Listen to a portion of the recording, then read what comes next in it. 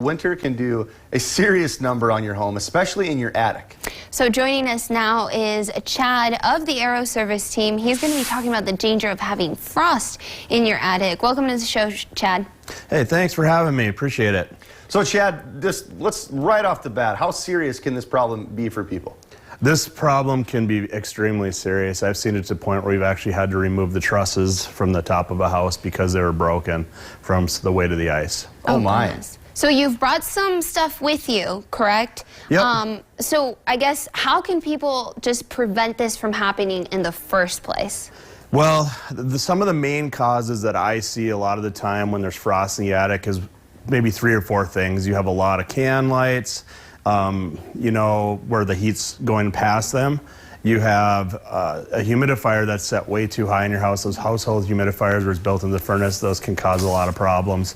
Some of the worst ones we've seen is where like something actually comes disconnected in the attic, whether it be a sewer vent or a chimney vent, where you're having a whole bunch of hot air going into the attic. And generally when we see those really bad problems, that's what it's about. And so like I'm here today just kind of talk about, this is pretty preventable when it gets really cold, because I know next week the weather's gonna like drop way down to the bottom.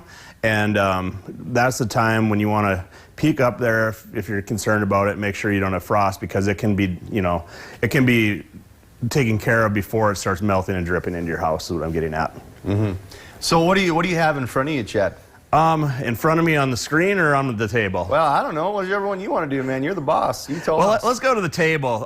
So the key is every attic is going to get frosty at some point. You're going to get humidity in there. The key is you got to get rid of that frost. And so we have some of these vents. There's different quality levels. This is like kind of, we call this a turtle vent. It's kind of your cheaper plastic version. There is a little bit of screening in there, but it's not real extensive. This is kind of your baseline system.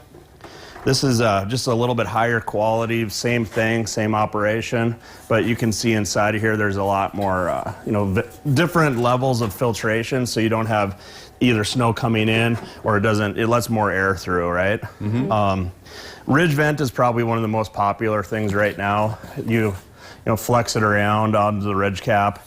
There's a lot of airflow that can go through it. The key with this one though is we've seen so many times where it's been installed incorrectly, where they have the tar paper over the top of it or not a big enough gap, so the airflow is reduced. Mm-hmm. And so this maybe gets a bad name sometimes just because of most of the time it's installation error. Okay. And then what this one's got a fun name next to it. I love this one. This is my favorite name of any roof vent. This is called the Whirlybird.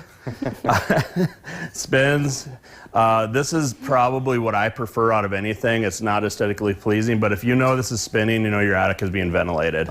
You know, there are power vents that we used to recommend a lot, where it's the same thing, but it's operated by a motor. Well, if that motor goes out, you're kind of in trouble, because how often do you go check your power vent motor in your attic?